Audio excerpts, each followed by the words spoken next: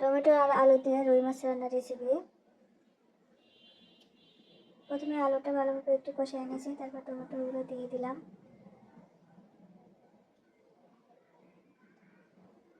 টমেটোটা পরে দিতে হবে, না হলে কিন্তু টক টক লাগবে, তরকারিটা টক হয়ে যাবে। ভালোভাবে কষিয়ে আমি পানি দিয়ে দিলাম।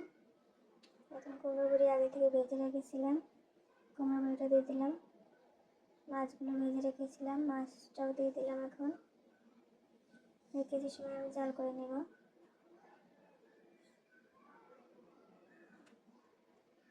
আমি এক ধরনের ভাজনা দিই, পেঁয়াজ বাদামি কালার করে বেটে দিই, আর জিরা, কেউ কাঁচা জিরা দেয়, কেউ জিরা ভেজে দেয়,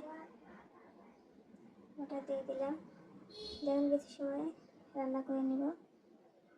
দেখেন গাইস, আমার তরকারি প্রায় শেষের দিকে রান্নাটা। তরকারি এরকম বেশি ভালো লাগে প্লিজ জানাই।